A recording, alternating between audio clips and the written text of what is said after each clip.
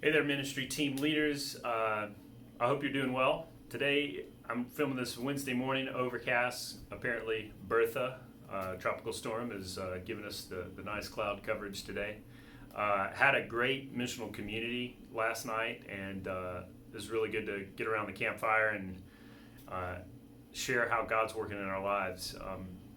We're fast approaching this opportunity to get together in person, and this morning it's on my list to communicate with you, so I hope you take a few minutes to walk with me through what I hope is something encouraging but also thought-provoking, particularly for you as you get ready to do ministry. And when I think about that, I really want you to know a couple of things. Number one, I'm really thankful that I have a team to turn to, and I count you. If you're getting this video, this isn't a generic video that I'm sharing with everybody. I am saying it to people who invest in the church, who see East North Church as their church. And guys, I see you as people who have some ownership. You're invested in what we do. And I'm thankful for that because we need that. There's no way to pull off all that we need to pull off as a church without your support, your engagement. And I just want you to know that I appreciate it. I also want you to know that I'm excited about the possibility of what God has been up to in the midst of all of this social distancing. I think a lot of people have experienced a wrestling on all levels to sort out faith and God and community and church. I'm sure that there are a few people that are going to drop out and maybe say, church really isn't for them and it never was.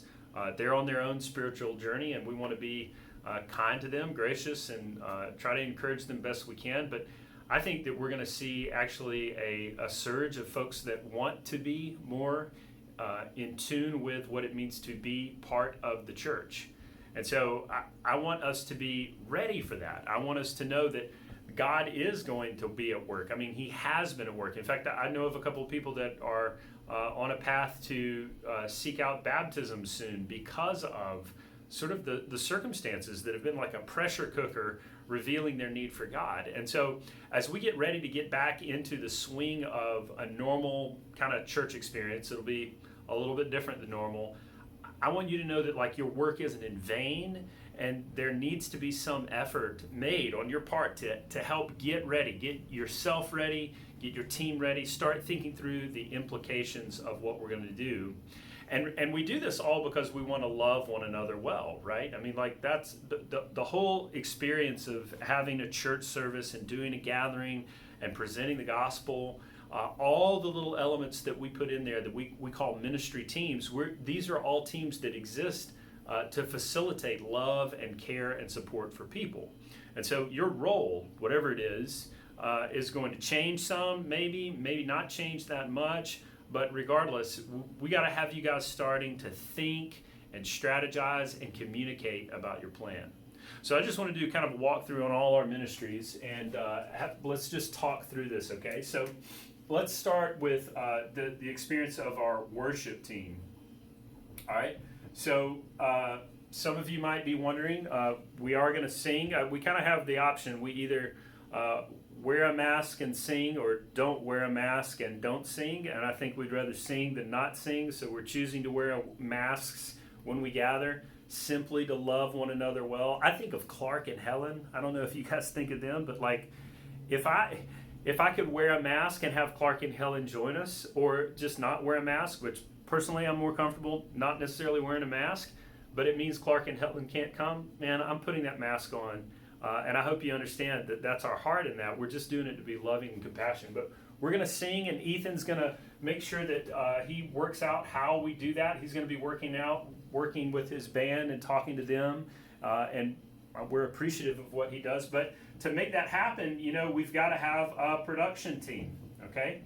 And what we're talking about is all the behind-the-scenes technology stuff, the sound, the slides, being able to record it. We're going to add an element of doing a YouTube Live, and so we've got to make that happen. Now, right now, Adam has communicated sort of a little bit of his family's not quite ready to come back together, so we're asking David Strader to step in and help just sort of like be present. But this isn't going to change sort of like the behind the scenes functionality driving our liturgy. It's definitely going to be something that we need and something that we will benefit from and something that we need to work on and prepare for, cultivate teams and get them involved. Okay, the next ministry, just so everybody kind of hears it, hospitality. Katie's still in charge of this ministry. We're thankful for Katie. We're looking forward to having Kevin back, but we're glad she's doing it. But man, hospitality is going to change a little bit because right now we're not doing communion or coffee because that's kind of like spreadable stuff. We'll probably get back to that soon enough.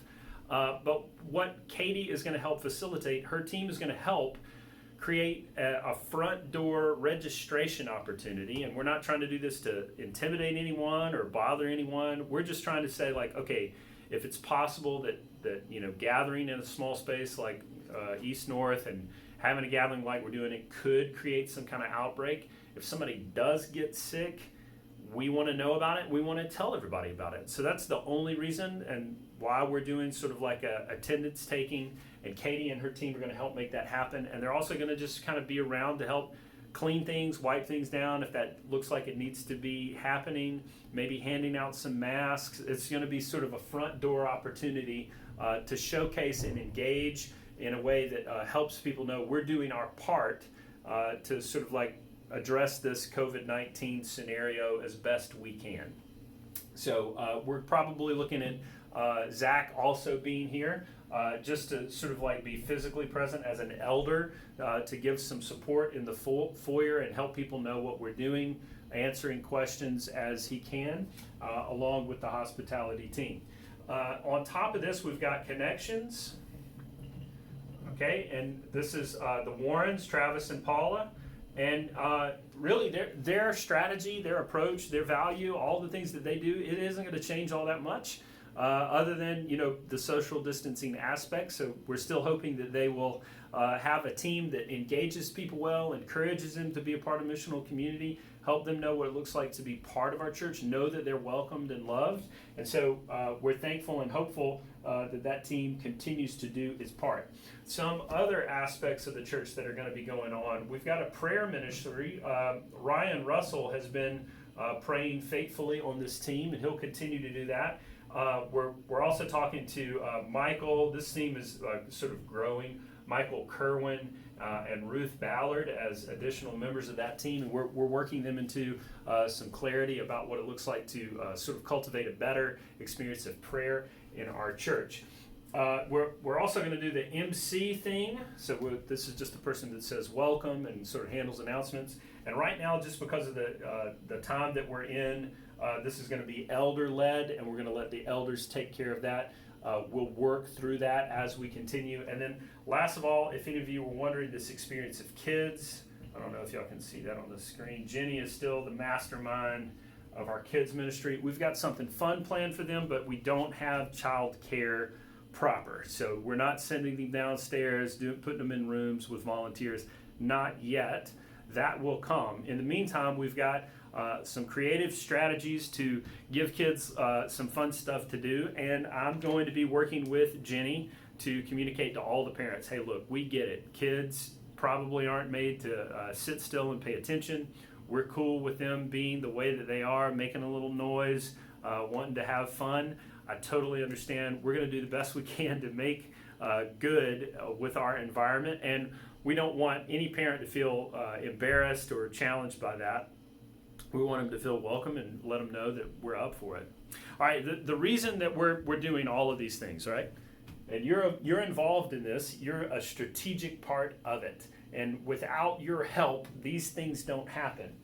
All of this, worship, production, hospitality, connections, prayer, even the MC role in kids ministry, we're doing it because we love people. We love Jesus. We want them to know the gospel. But we're doing it to make disciples. We're trying to work together in a dynamic way, a complex way, to create avenues of service to experience the truth of the gospel. And you guys are a strategic part of that.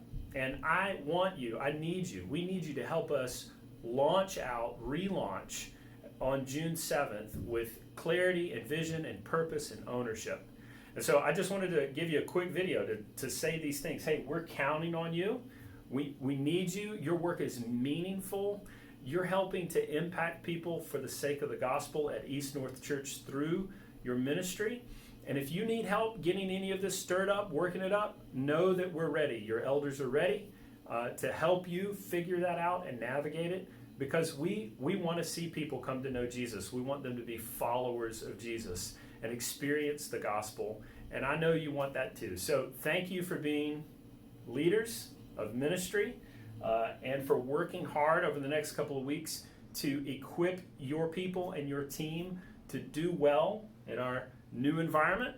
Hopefully we cycle closer and closer to something that looks like normal down the road. We'll just have to see how that looks. But we can't get there. We'll never be able to get there without guys like you, girls like you, invested in our church. So thank you, and thanks for letting me talk to you for about 10 minutes. Appreciate it. All right. Talk to you later, guys. Hope to see you June 7th.